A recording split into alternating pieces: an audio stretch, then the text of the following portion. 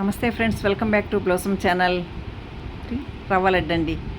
బెంగళూరులో నేను మా బంధువుల ఇంటికి వెళ్ళామండి. మా కజిన్ మేమిద్దరూ కలిసి రవ్వ లడ్డు చేసాము.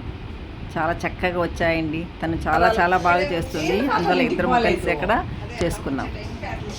రవ్వ ఇలా బాగా వేయించుకోవాలి. క్వాంటిటీ ఎంత ఏమి మళ్ళీ చెప్పుకుంటే సార్. చక్కెర కొంచెం పెద్దదిగా ఉంటే కొద్దిగా మిక్సీకి వేసి రవ్వలో కలుపుకోవడానికండి. ఏలకలు కూడా దానిలో వేసుకుంటున్నాము. ఎండు కొబ్బరి కూడా వేయాలండి. ఎండు కొబ్బరి ఇలా కట్ చేసి దీన్ని కూడా మిక్సీకి వేసుకోవాలి. బాగా మెత్తగా వచ్చేంత వరకు వేసుకోవాలి. చూడండి, బాగా వచ్చింది. రవ్వ 3 గ్లాసులు తీసుకున్నాము. కొద్దిగా నెయ్యి వేసి వేయించుకోవాలి. మంచి కలర్ వచ్చేంత వరకు వేయించుకోవాలి.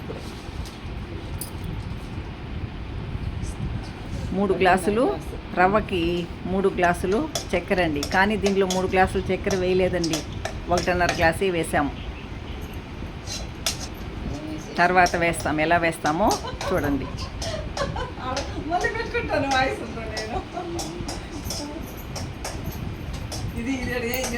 జీడిపప్పులు బాగా వేయించుకోవాలి నెయ్యిలో. ఎండు కొబ్బరి కూడా దాంట్లోనే కొద్దిగా వేసి వేయించుకోవాలండి. మిక్సీకి పెట్టాము కదా ఆల్రెడీ. అది మొత్తము ఈ రవ్వలో ఇలా వేసుకోవాలి. తర్వాత 1 గ్లాస్ వాటర్ తీసుకోవాలి. 1 గ్లాసు చక్కెర అండి. కొద్దిగా పాకం పట్టుకోవాలి. దాంట్లో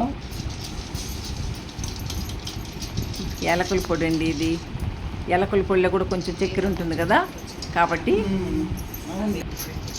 అక్కడ 1.5 గ్లాస్ వేసాము, ఇక్కడ 1 గ్లాస్ వేసాము. అంటే 3 గ్లాసులకి 2.25 గ్లాస్ వేస్తే సరిపోతుంది షుగర్.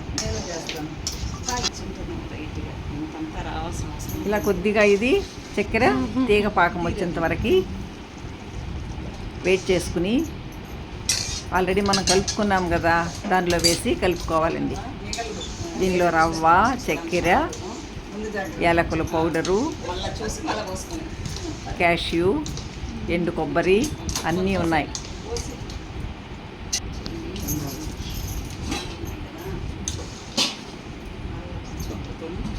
ఇలా చేస్తే మనం రవ్వ లడ్డు చాలా రోజులు ఉంటుందండి. ఇది చెడకుండా ఉంటుంది. మామూలుగా మనం పాలు వేసి కలుపుతాము, అలా కాకుండా అదే అది రాదు, ఒంటికి రాదు. ఇలా చేయాలి. అది ఎక్కువ ఉంటుందని అయిపోయింది.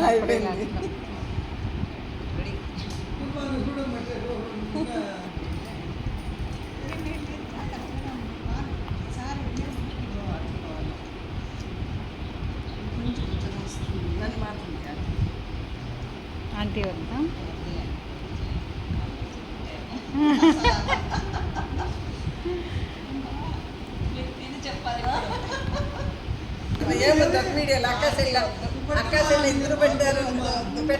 వద్దంటున్నారా?